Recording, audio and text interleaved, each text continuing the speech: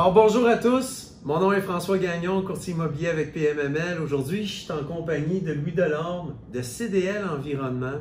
Comment vas-tu, Louis? Très bien, merci François. Merci de nous accueillir aujourd'hui chez PMML. C'est vraiment un plaisir d'être avec vous autres. Ça me fait plaisir, Louis. Souvent, on me demande, François, qu'est-ce qu'il faut faire pour avoir un maximum de valeur quand on vend notre immeuble? Une des premières choses que je réponds, c'est d'avoir une propriété qui est propre et qui sent bon. Alors, aujourd'hui, CDL Environnement, avec Louis, vont nous présenter un produit qui facilite grandement la gestion des ordures et qui va donner vraiment un bel aspect à votre propriété. Alors Louis, si tu veux bien nous parler de CDL Environnement, d'où vient l'idée, puis du produit. À travers ça, on va vous montrer comment on va créer de la valeur. Merci François. CDL Environnement, on est fondé en 2011. Le produit des conteneurs semi-enfouis, ça fait un peu plus d'une trentaine d'années que ça existe en Europe. Donc, ça a été testé en masse, que ce soit dans le nord de la Norvège à moins 40 ou dans le sud de l'Espagne à plus 45. C'est des produits qui ont vécu. Nous, on a des installations qui ont déjà plus de 20 ans, justement. OK. La grosse valeur ajoutée qui va venir avec ça, c'est, voyez-vous, déjà au Québec, on en a plus de 2500 d'installés. Alors, l'impact est là.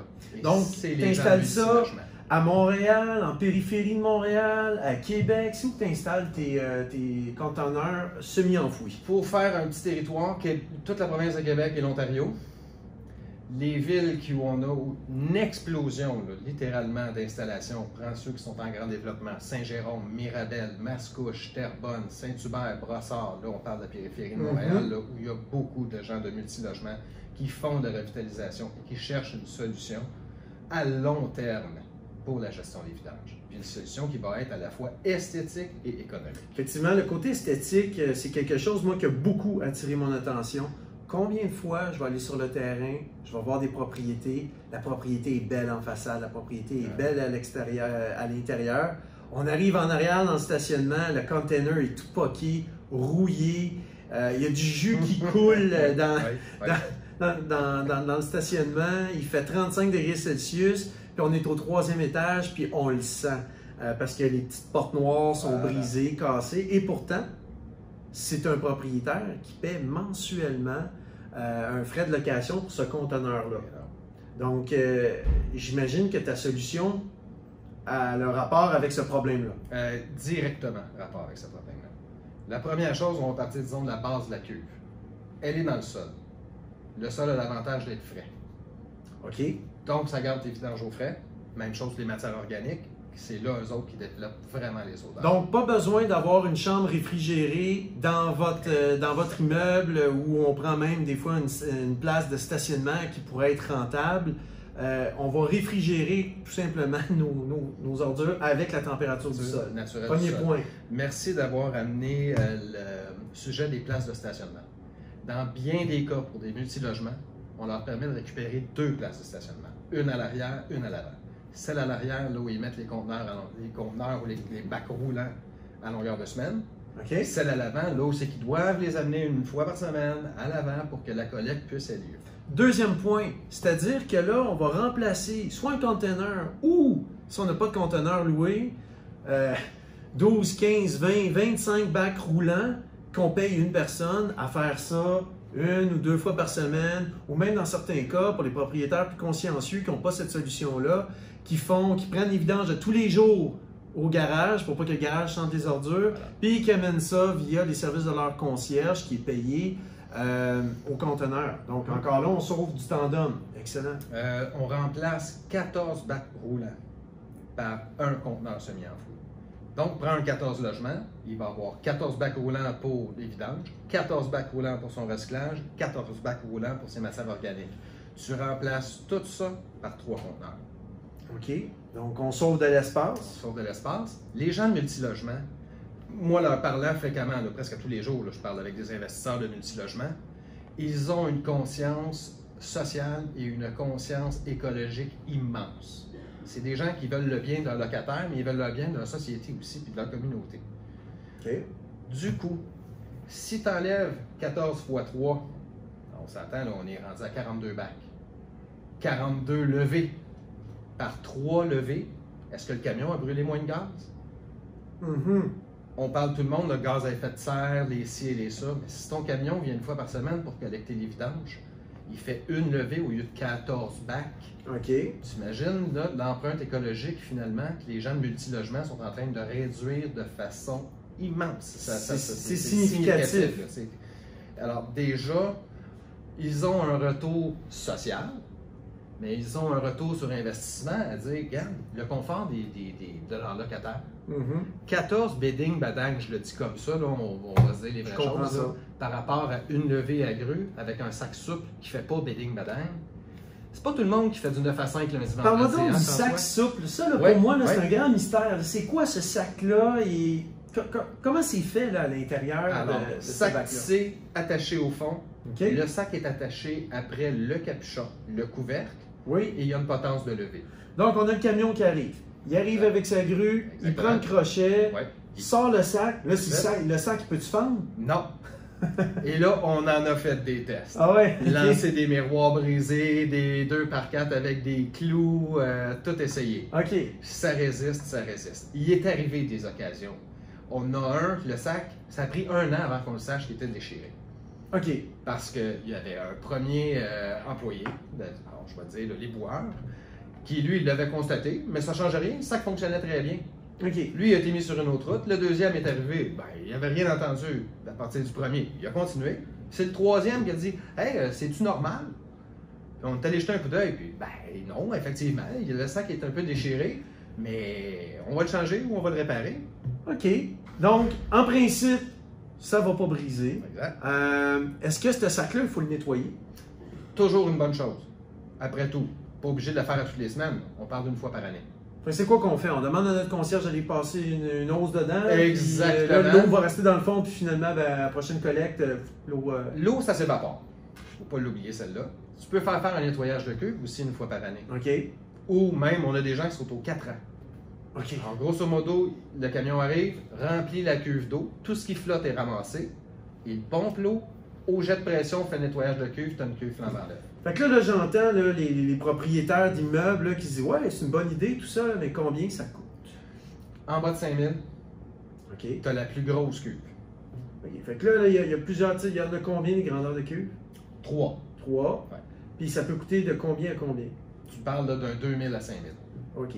Le 2000, là, on peut avoir jusqu'à un immeuble de combien d'unités? Le plus petit modèle, ce qu'on appelle le T1300 chez Totem, c'est vraiment réservé aux matières organiques. L'affaire des matières organiques, c'est comme lever un aquarium à bout de bras. C'est dense en eau, c'est dense, il y a peu d'air dans ça. Et donc, dans un petit sac, tu as plus de poids que dans un 5000. Donc ça, c'est le bac à compost. C'est le bac à compost. Brun. Voilà. L'affaire, c'est qu'il n'y a pas une grue au Canada qui peut enlever plus. Je comprends. Alors, la limite, elle est là. OK. Fait que lui, c'est le compost. Le moyen, c'est quoi? Le moyen, c'est ce qu'on appelle le 3000. Les ordures? Autant recyclage que les ordures. Imagine-toi un triplex. Oui. Pas besoin d'avoir un immense conteneur de 5000 litres. Donc ça, c'est suffisant pour un triplex. Amplement suffisant puis, pour un triplex. Tu peux te rendre jusqu'à 6-8 logements. Puis celui à 5000, là, on se rend à combien de logements? Là, tu vas monter 5000, tu peux te rendre jusqu'à une quarantaine de portes. Jusqu'à 40 portes. Fait qu'il va me coûter 5000. Moi, si j'ai un bill avec ma trek ou avec une compagnie autre de location, on parle peut-être de, je sais pas moi, 1400 par année. Donc, si je retire le 1400 de mes frais d'opération, on pourrait dire que ça augmente ma valeur économique d'environ, disons, 28 000. Donc, je paye 4 000, j'augmente ma valeur économique de 28 000. C'est ce qu'on appelle préparer le terrain pour une vente? Ou pour la tranquillité d'esprit, plus besoin de gérer les odeurs, plus besoin de nettoyer l'endroit où on met les vidanges. Tu me fais penser à quelque chose. Imagine quelqu'un qui a une chute à déchets. On prend juste un 4 étages. Oh. Un 4 étages, chute à déchets, donc il y en a 4 pour ces logements, un dans le sous-sol, là où tout se retrouve. Tu as 5 emplacements à faire nettoyer, 4 étages plus une réception. Oui. À 1 000 $ l'étage, plus la réception, tu en as pour 5 000 $, tu es obligé de le faire une fois par année. Tu remplaces ça par un bac semi-enfoui que tu mets à l'extérieur. Ah, tu as éliminé la vermine qui se promène dans la chute à déchets. Tu élimines les odeurs. Est-ce que tu viens de donner un plus-value déjà à tes locataires? Immense, c'est même pas comparable. Tu récupères 5 000 $ par année que tu donnes tout simplement un service de nettoyage sans jamais vraiment avoir un retour sur cet investissement-là. Puis, en bout de ligne, il faut se dire une chose. Quelque chose qui est finançable, c'est parce que ça donne une valeur. Oui. Les conteneurs semi-enfouis sont finançables. Nous, on fait un financement 5 ans. OK. Fait que là, moi, je suis un propriétaire. J'ai un 40 logements. J'ai un endroit où je peux mettre le bac. Je t'appelle. Puis là, je peux le financer sur 5 ans. 5 ans. Donc,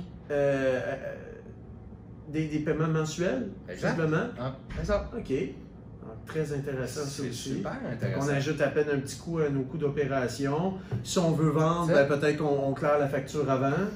Puis là, à ce moment-là, OK. Le financement peut même être vendu aussi. Maintenant, tantôt on parlait là, justement, là, finalement, un enjeu qui est important, c'est est-ce qu'on a l'espace sur notre terrain. Mais évidemment, c'est un produit qui va s'adresser à ceux qui ont déjà des conteneurs sur leur propriété. Évidemment, on va pouvoir prendre la place du conteneur à déchets actuels, puis on va mettre un semi-enfoui. Tu me disais aussi qu'au niveau là, de l'espace requis pour un camion pour mettre le contenu. Les chargements à fourche, ils ont besoin d'une 50aine de pieds de dégagement. OK. Pour pouvoir rentrer, faire leurs opérations, et les fourches replacées. Oui. Conteneur semi-enfoui, tu as besoin de 20 pieds. OK, donc 2 fois moins d'espace requis. Voilà. Fait que ça, c'est intéressant. Fait que pour l'instant, mais c'est sûr que les quartiers centre de Montréal, comme le plateau Rosemont, c'est un petit peu plus serré. Ça n'a pas été construit en conséquence de ça, bien sûr, mais tu n'en trouves pas non plus des conteneurs rectangulaires, tu en trouves très peu dans les ruelles, là où il y a des commerces, et c'est serré. Donc moi, là, si j'ai un immeuble là, dans un arrondissement de Montréal ou une municipalité du Québec, je t'appelle et je suis le premier à avoir des conteneurs semi-enfouis. Oui. Est-ce que la ville est équipée pour ramasser mon Maintenant, pas nécessairement, mon conteneur, mais ça s'en vient. mon sac? Et je peux te donner un exemple là, concret de ça. Rimouski, Rivière-du-Loup. OK. Il y a 2 seules entreprises qui font la collecte des ordures et du recyclage dans ce secteur-là. Mais c'est des villes qui veulent innover et s'en venir vers ça. Et donc, là, ils regardent la possibilité de s'équiper parce qu'ils ont des possibilités de déploiement. On parlait d'espace, là, plateau Mont-Royal, c'est serré. Rimouski, Rivière-du-Loup, tu as un petit peu plus de place, là, c'est des terrains. Évidemment. Et donc, c'est des villes qui envisagent sérieusement de s'équiper. On a parlé de la réduction de la quantité de collecte. Donc, économiquement, pour la municipalité, c'est très bien.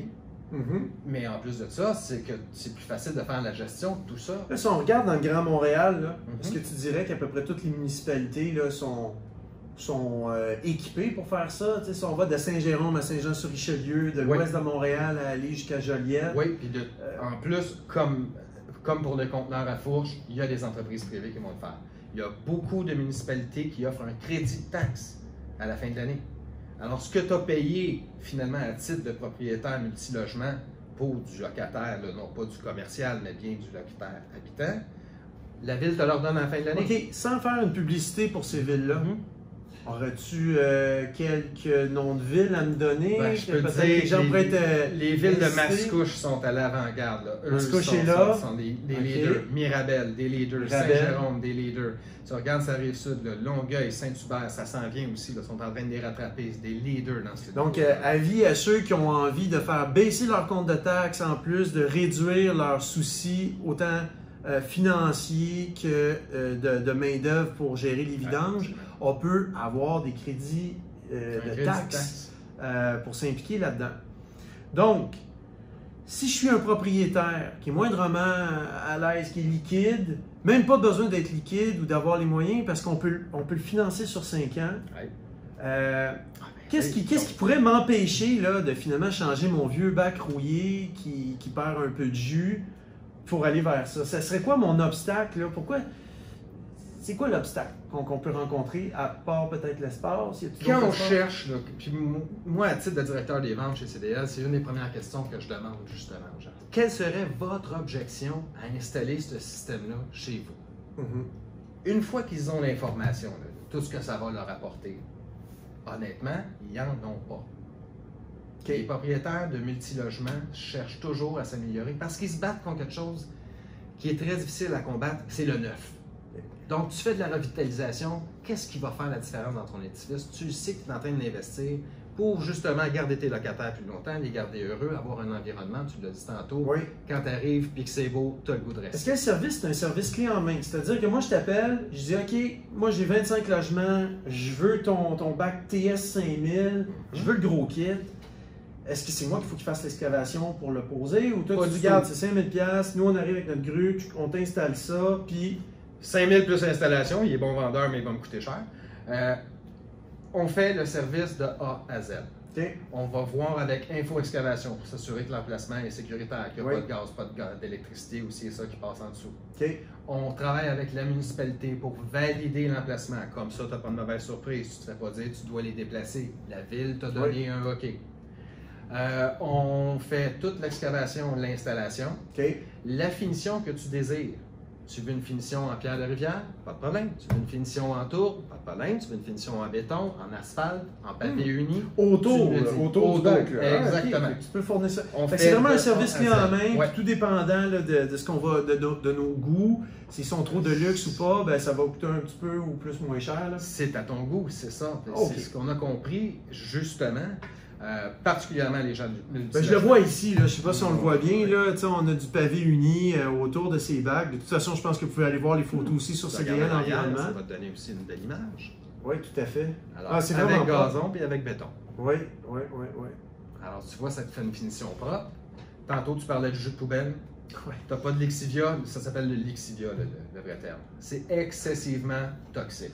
C'est plus J'imagine. toxique que du pétrole. Ah oui, ok. Ouais, c'est très dangereux. Alors, tu n'as plus ça qui coule dans ton parking. Donc, tu sais que le chien ou le chat de ta locataire n'est pas en train de s'empoisonner dans le stationnement. Là. Mhm. Donc, mais aussi, avec la cuve Totem, tiens, d'ailleurs, je te donne les un. Certificat d'étanchéité, François. OK. Ce qui fait en sorte que moi, je te garantis que ta cuve, elle ne laissera pas couler de dixivia dans ta nappe phréatique ou dans ton sol. OK. Imaginons qu'au Québec, on met des normes environnementales de protection du sol dans les prochaines années, là, parce que c'est un sujet chaud présentement, l'environnement. Avec un conteneur Totem, toi, tu sais que tu as fait tout ce qu'il pouvait. Grosso Fait que là, il y a une modo, garantie possible de faire. d'étanchéité. Ouais. Cette garantie-là, finalement, est-ce qu'elle est à vie ou. 10 ans. On garantit 10 ans. 10 ans. OK. Qu'est-ce qui se Ben, à un moment passe? donné, Qu'est-ce qui se passe si ça coule dans 5 ans? dans 5 ans, tu m'appelles. OK. Pas plus compliqué. Je vais en déterrer, je vais nettoyer, je vais enlever le sol qui est contaminé, je vais tout le gérer. OK. Excellent. J'imagine que c'est jamais arrivé encore. Pas encore. Grosso modo, les preuves sont faites parce que, comme je te dis, ça fait plus de 20 ans qu'ils sont installés. Puis aujourd'hui, récemment, on a mis à côté d'un conteneur qui a 20 ans, un conteneur tout neuf. Oui. On a amené des gens qui ne l'avaient jamais vu, puis on a dit indiquez-nous c'est lequel le vieux, c'est lequel le neuf. OK. Ils n'ont pas été capables de faire la différence. Ah, génial. Donc, si on récapitule là, avant de terminer, encore une fois, ce genre de capsule-là, c'est pour créer de la valeur dans vos immeubles. On a parlé d'éliminer un coût de location de conteneurs qui peut faire partie de vos frais d'opération. Ça, quand on élimine ce genre de dépenses-là, on augmente la valeur économique et évidemment le financement. Le financement va être augmenté d'au moins 75 à 85% de la valeur économique qu'on va avoir créée. Ensuite de ça, on va éliminer aussi un peu de manutention, puisque des fois, les concierges sont appelés à nettoyer les lieux où on va jeter nos ordures, ou même c'est eux qui vont promener les ordures là, du garage au conteneur. Les dépôts anarchiques. Quand tu as un conteneur rectangulaire avec 2 grandes portes, j'ai une dame qui m'a appelé récemment, s'est réveillée le lundi matin avec 5 bols de toilette dans son conteneur rectangulaire. OK, puis ça venait pas de sa propriété. Ça venait pas de sa propriété. Quelqu'un Ouais. lui a fait un cadeau pendant la nuit. Bon. Ben elle, il faut qu'elle paye pour une collecte supplémentaire. Forcément, c'est très désagréable et très plate comme surprise à avoir à vivre. Mhm. Tu n'as plus ce problème-là. En conteneur Totem, même si c'est nous qui avons la plus grande porte pour laisser un sac, à Ouais. 24 pouces, tu n'arriveras pas à rentrer une bolle de toilette. OK, fait que c'est géré de cette façon-là. Ouais. Alors, avant qu'on termine, Louis, est-ce que tu aurais autre chose à ajouter ou quelque chose peut-être qui pourrait être un autre avantage? François, je pense qu'on a touché les gros points. On a touché le point qui est surtout important pour les gens de multilogement. Ils investissent leur argent personnel, ils la mettent à risque. Qu'est-ce qu'ils peuvent faire maintenant pour embellir leur environnement, s'assurer de garder leur locataire le plus longtemps possible? Un locataire qui reste longtemps, c'est quelqu'un qui paye souvent. Parce que tu l'as gardé, tu as une bonne relation, il te paye le premier du mois, donc toi, la banque ne te court pas après. Puis il vient chez vous, pourquoi? Tu l'as dit en début d'entrevue, c'est beau, c'est propre, c'est tellement une belle carte d'accueil. Alors, voici une autre façon de valoriser son immeuble, de le faire rayonner sur le marché avec un produit comme celui-là. Je pense qu'on va avoir des bons commentaires de la clientèle mais aussi une meilleure impression lorsqu'on arrive sur le marché puis qu'on va aller chercher le maximum pour sa propriété. Alors Louis, je te remercie beaucoup. François, c'est moi qui te remercie de ton temps. On se revoit dans 6 mois pour parler d'un nouveau produit qui s'en vient. Ouais, des petits scopes, là, toi t'en sais un peu, mais j'ai quelque chose de bien fun à vous montrer. On va se faire ça au printemps 2020, puis après ça, on a plein d'autres choses à discuter avec vous autres là, pour 2020, 2021, des belles affaires qui s'en viennent pour les multilogements. Ben, c'est génial. Merci Louis. Merci à tout le monde. Si vous avez aimé la capsule, n'hésitez pas à la partager avec vos amis qui sont propriétaires d'immeubles ou tout simplement avec des amis aussi qui recherchent des immeubles à acheter. On a trouvé une autre façon maintenant d'optimiser des dépenses, augmenter aussi la valeur d'un immeuble. Alors, je vous dis à la prochaine.